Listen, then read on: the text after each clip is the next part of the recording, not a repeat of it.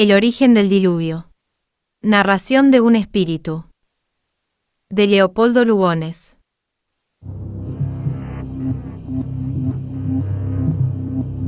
La Tierra acababa de experimentar su primera incrustación sólida y hallábase todavía en una oscura incandescencia. Mares de ácido carbónico batían sus continentes de litio y de aluminio, pues estos fueron los primeros sólidos que formaron la crosta terrestre. El azufre y el boro figuraban también en débiles vetas. Así, el globo entero brillaba como una monstruosa bola de plata. La atmósfera era de fósforo con vestigios de flúor y de cloro. Llamas de sodio, de silicio, de magnesio, constituían la luminosa progenie de los metales. Aquella atmósfera relumbraba tanto como una estrella, presentando un espesor de muchos millares de kilómetros. Sobre esos continentes y en semejantes mares, había ya vida organizada, bien que bajo formas inconcebibles ahora, pues no existiendo aún el fosfato de cal, dichos seres carecían de huesos. El oxígeno y el nitrógeno, que con algunos rastros de berilo entraban en la composición de tales vidas, completaban los únicos 14 cuerpos constituyentes del planeta. Así, todo era en él extremadamente sencillo. La actividad de los seres que poseían inteligencia no era menos intensa que ahora, sin embargo, si bien de mucho menor amplitud.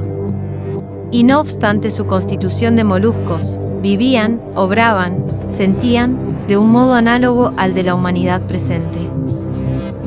Habían llegado, por ejemplo, a construir enormes viviendas con rocas de litio, y el sudor de sus cuerpos oxidaba el aluminio en copos semejantes al amianto incandescente. Su estructura blanda era una consecuencia del medio poco sólido en que tomaron origen, así como de la ligereza específica de los continentes que habitaban. Poseían también la aptitud anfibia, pero como debían resistir aquellas temperaturas y mantenerse en formas definidas bajo la presión de la profunda atmósfera, su estructura manteníase recia en su misma fluidez.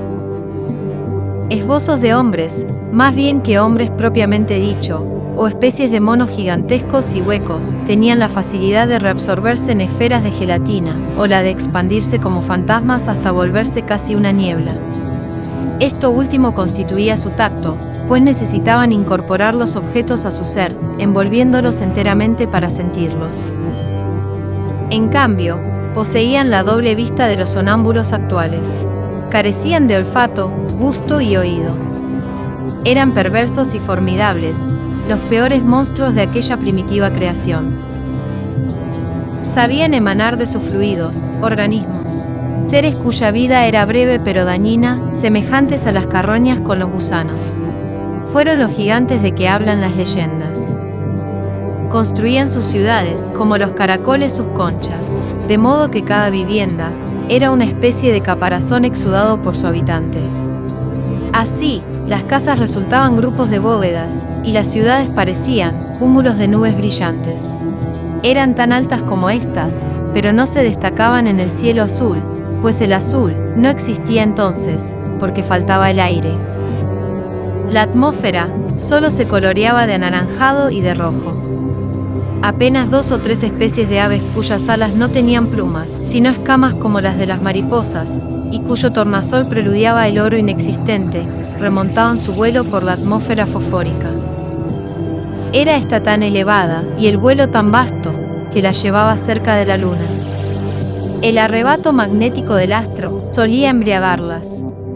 Y como éste poseía entonces una atmósfera en contacto con la terrestre, la afrontaban en ímpetu temerario, yendo a caer exánimes sobre sus campos de hielo. Una vegetación de hongos y de líquenes gigantes arraigaba en las aún mal seguras tierras. Y no lejanos todavía del animal, en la primitiva confusión de los orígenes, algunos sabían trasladarse por medio de tentáculos. Tenían otros a guisa de espinas, picos de ave, que estaban abriéndose y cerrándose. Otros fosforecían a cualquier roce. Otros frutaban verdaderas arañas que se iban caminando y producían huevos de los cuales brotaba otra vez el vegetal progenitor. Eran singularmente peligrosos los cactus eléctricos, que sabían proyectar sus espinas.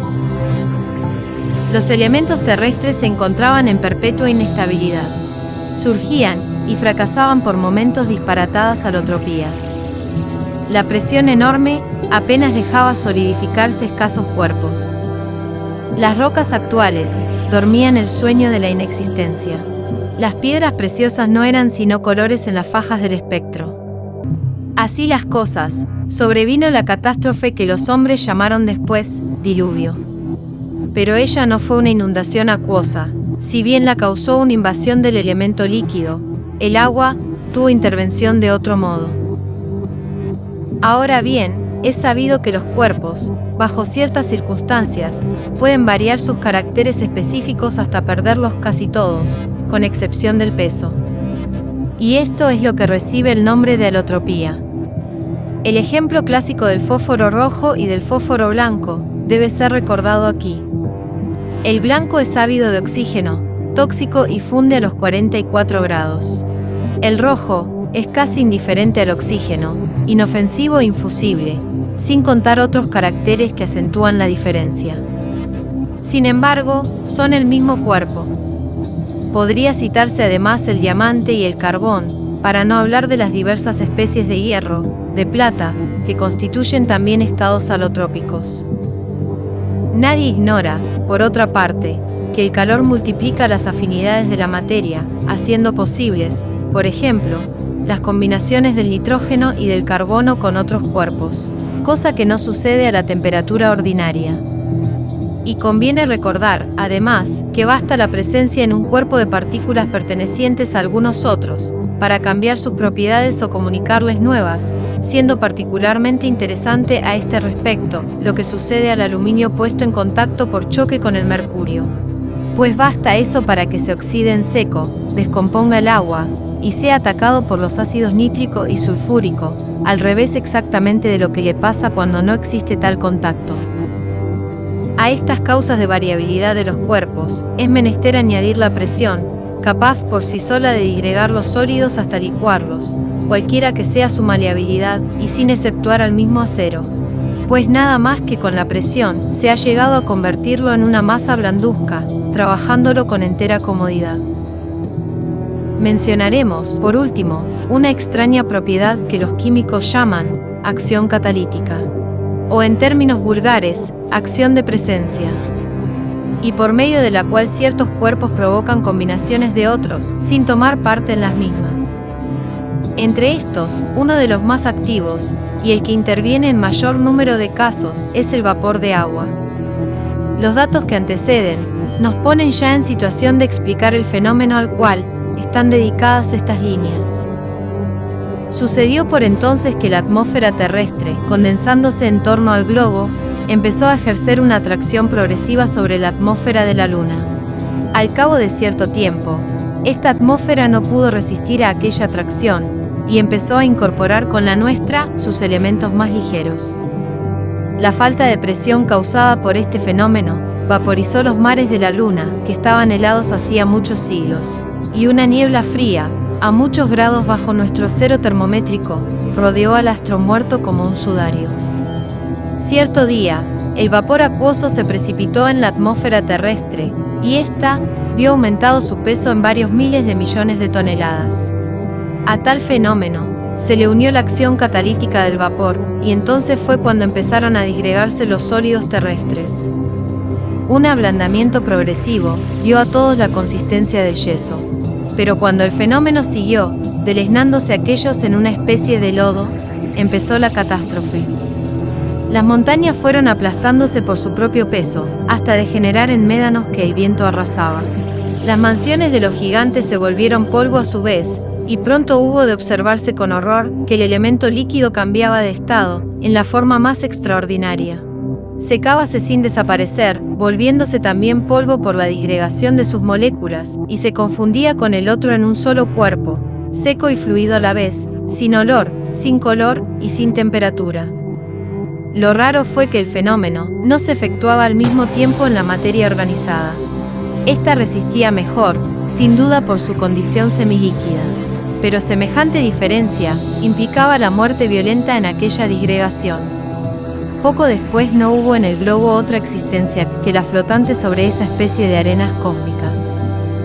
Más ya la mayor parte de los seres animados había muerto de inanición, pues aunque no comían como nosotros, absorbían del aire sus principios vitales, y el aire estaba cambiado por los elementos de la luna. Apenas uno que otro gran molusco se revolvía sobre la universal fluidez sin olas, bajo el horror de la atmósfera gigantesca, preñada de tóxicos mortales, donde se operaba la futura organización. Tampoco pudieron ellos resistir a esas combustiones, ni adaptarse al estado de disgregación, y, por otra parte, este los afectaba a su vez. Ellos fueron también disolviéndose hasta desaparecer. Y entonces, sobre el ámbito del planeta, fue la soledad y la negra noche. Millares de años después, los elementos empezaron a recomponerse. Formidables tempestades químicas conmovieron el estado crítico de la masa, y los 14 cuerpos primitivos revivieron, engendrando nuevas combinaciones. El litio se triplicó en potasio, rubidio y cesio.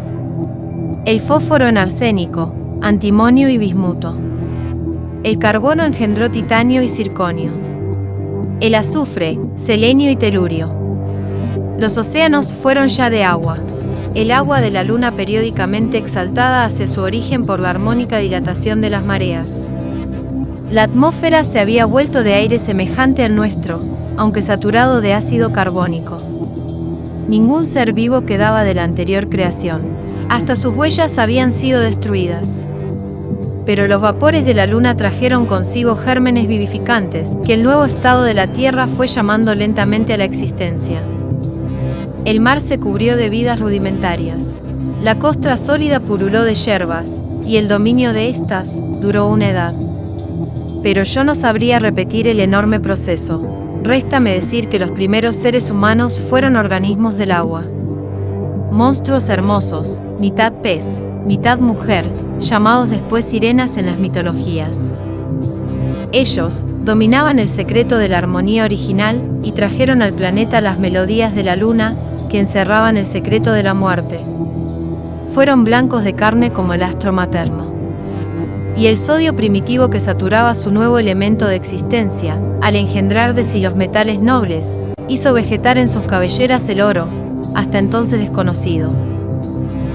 He aquí lo que mi memoria, millonaria de años, evoca con un sentido humano. Y aquí lo que he venido a deciros descendiendo de mi región, el cono de sombra de la tierra.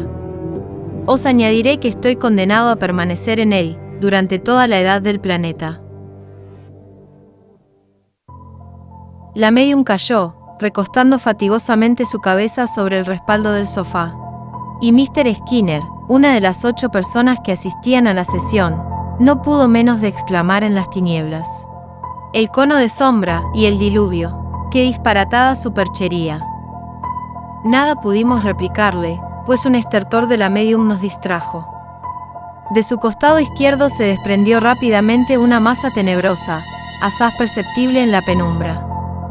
Creció como un globo, proyectó de su seno largos tentáculos, y acabó por desprenderse a modo de una araña gigantesca.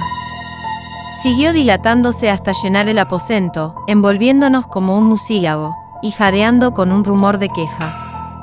No tenía forma definida en la oscuridad espesada por su presencia. Pero si el horror se objetiva de algún modo, aquello era el horror. Nadie intentaba moverse ante el espantoso hormigueo de tentáculos de sombra que se sentía alrededor. Y no sé cómo hubiera acabado eso, si la medium no hubiera implorado con voz desfallecida: luz, luz, Dios mío. Tuve fuerzas para saltar hasta el interruptor de la luz eléctrica, y junto con su rayo, la masa de sombra estalló sin ruido, en una especie de suspiro enorme. Nos miramos en silencio. Algo como un lodo heladísimo nos cubría enteramente. Y aquello habría bastado para prodigio, si al acudir a su lavatorio, Skinner no realiza un hallazgo más asombroso. En el fondo de la palangana, yacía no más grande que un ratón, pero acabada de formas y de hermosura, e irradiando mortalmente su blancor, una pequeña sirena muerta.